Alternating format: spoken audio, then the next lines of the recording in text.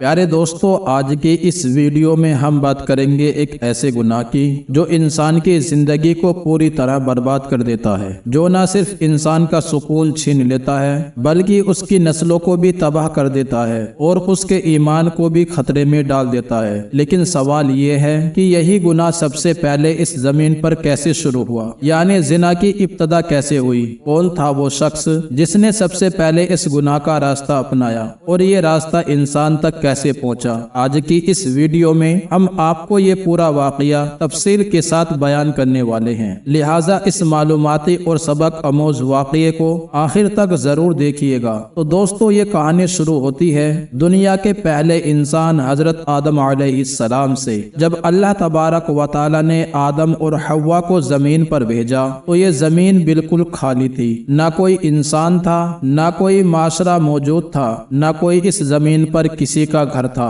نہ بستیاں تھی، اور نسل بڑھانے کے لیے اللہ تبارک و تعالی نے ایک خاص نظام قائم فرمایا۔ حضرت حوا کے ہر حمل سے ایک لڑکا اور ایک لڑکی پیدا ہوتے تھے، یعنی جڑوا بچے، اور اس دور میں اللہ تبارک و تعالی کا حکم یہ تھا کہ ایک جوڑے کی لڑکی کا نکاح دوسرے جوڑے کے لڑکے سے ہوگا۔ اسی نظام سے انسانوں کی نسل آگے بڑھتی چلی گئی۔ اسی طرح حضرت آدم علیہ السلام کے دو بیٹے تھے، حابل اور قابیل، دونوں اپنی اپنی بہنوں کے ساتھ پیدا ہوئے تھے۔ قابل کے ساتھ جو لڑکی پیدا ہوئی وہ خوبصورتی میں معمولی تھی، اور حابل کے ساتھ جو بہن پیدا ہوئی اس کا نام اکلیمہ تھا، اور وہ شکل و صورت میں بہت ہی زیادہ خوبصورت تھی۔ اللہ تبارک و تعالی کے حکم کے مطابق اکلیمہ کا نکاح حابل سے ہونا تھا اور حابل کی بہن کا نکاح قابل سے ہونا تھا۔ یہی اس وقت کی شریعت تھی اور یہی اللہ تبارک و تعالی کا فیصلہ تھا۔ لیکن حابل کے دلوں میں ضد پہلے سے موجود تھی،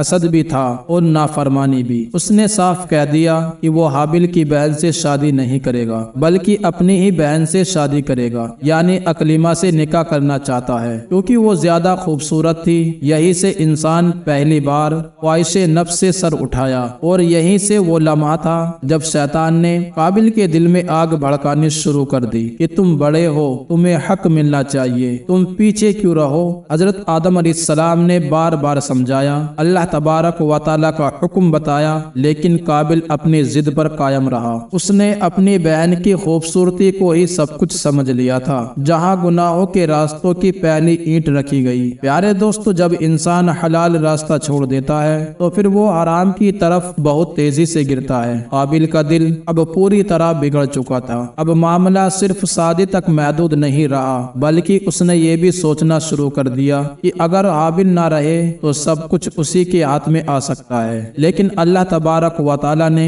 دونوں کے درمیان فیصلہ کرنے کے لیے ایک آزمائش رکھی۔ حضرت آدم علیہ السلام نے دونوں کو حکم دیا کہ اللہ تبارک و تعالی کی راہ میں قربانی پیش کرو، اور جس کی قربانی قبول ہو جائے گی اکلیمہ کا نکاح اسی سے ہوگا۔ حابل کیونکہ نیک تھا، اس نے اپنی بہترین بکری اللہ تبارک و تعالی کی راہ میں قربان کر دی۔ قابل نے جب یہ دیکھا تو وہ بھی اندر گیا، لیکن اس نے اپنی بہتر فصل دینے کے بجائے سڑی ہوئی اور خراب اناج کا ایک کٹا اٹھا لیا اور اسے اللہ تبارک و تعالی کے نام پر رکھ دیا۔ پھر وہ لمحہ آیا جب فیصلے کا وقت تھا۔ آسمان سے ایک آگ اترتی ہے اور حابل کی قربانی کو جلا کر قبول کر لیتی ہے، جبکہ قابل کی قربانی جیو کی تیو پڑی رہتی ہے۔ اور یہی نشانی تھی کہ اللہ تبارک و تعالی نے حابل کی نیکی کو، اس کی سچائی کو اور اس کے تقوی کو قبول فرما لیا ہے۔ بس اسی لمحے میں قابل کے دل میں حسد کی آگ بھڑک اٹھی۔ وہ حابل کو اپنا دشمن سمجھنے لگا۔ اس کا دل چاہتا تھا کہ وہ حابل کو اپنے راستے سے ہٹا دے۔ وہ بار بار کہتا تھا کہ وہ حابل کو قتل کر دے گا، لیکن حابل جواب دیتا ہے کہ اگر تو مجھے قتل کرنے کے لیے ہاتھ اٹھائے گا تو میں بھی تجھ پر ہاتھ نہیں اٹھاؤں گا، کیونکہ میں اللہ تبارک و تعالی سے ڈرتا ہوں۔ لیکن قابل کا دل اندھی خواہشوں سے پوری طرح بھر چکا تھا۔ اس نے طے کر لیا تھا کہ وہ حابل کو ختم کر دے گا تاکہ اکلیمہ بھی اسی کی ہو جائے اور باپ کی محبت بھی میری ہو جائے گی۔ پھر ایک دن جب حابل اپنے جانوروں کو لے کر پہاڑی کی طرف گیا تو قابل بھی اس کے پیچھے پیچھے چل پڑا۔ حسد کی اسی آگ میں اس نے اپنے ہی بھائی کو قتل کر دیا، اور یہی تھا دنیا کا سب سے پہلا قتل، اور یہی تھی شیطان کی پہلی بڑی کامیابی۔ حابل کی لاش زمین پر پڑی تھی۔ قابل کے دل میں گھبراہٹ پھیل گئی۔ اسے سمجھ ہی نہیں آ رہا تھا کہ وہ اس لاش کا کیا کرے؟ یہ زمین کا پہلا مردہ جسم تھا۔ وہ کئی دنوں تک حابیل کی لاش کو اٹھائے پھرتا رہا، پریشان، خوف زدہ اور شرمندہ۔ پھر اللہ تبارک و تعالی نے 2 کوے بھیجے۔ ایک کوے نے دوسرے کو مارا، پھر زمین کھود کر اسے دفن کر دیا۔ حابیل نے جب یہ دیکھا تو چیخ کر کہا، ہائے افسوس، میں تو اس کوے سے بھی کم سمجھ رکھتا ہوں۔ پھر اس نے قبر بنائی اور اس طرح دنیا میں پہلی بار تدفین ہوئی۔ پیارے دوستو، یہ کہانی یہی ختم نہیں ہوتی۔ یہی وہ لمحہ تھا جب دنیا میں زنا کا باقاعدہ آغاز ہوا۔ حابیل خوف کے مارے اپنے باپ حضرت آدم علیہ السلام کے سامنے جانے کی ہمت نہیں رکھتا تھا۔ وہ اکلیمہ کو اپنے ساتھ لے کر یمن کی طرف بھاگ گیا۔ وہاں جا کر اس نے اپنے نفس کی خواہش پوری کی۔ اس نے اپنی سگی بہن کے ساتھ وہ عمل کیا جسے آج پوری دنیا زنا کے نام سے جانتی ہے۔ اس طرح زمین کا پہلا قاتل بھی قابل ہی تھا اور زمین کا پہلا جانی بھی قابل ہی تھا۔ یہی وہ مقام تھا جہاں سے زنا کا دروازہ کھل گیا۔ انسان نے حلال کو چھوڑ کر حرام کے دروازے پر قدم رکھ دیا۔ نفس کی خواہش نے اللہ تبارک و تعالی کے حکم کو مقابلے میں اپنا وجود کھڑا کر لیا، اور اسی ایک گناہ نے پوری دنیا میں بے حیائی پھیلا دی، فساد پھیلا دیا، لڑائی، نفرت اور برائیاں پھیلا دی۔ ناظرین اکرام، قابل نے صرف زنا کا آغاز نہیں کیا بلکہ آگ کی پوجا بھی شروع کی۔ اس نے بت بنائے اور ان کی عبادت شروع کر دی،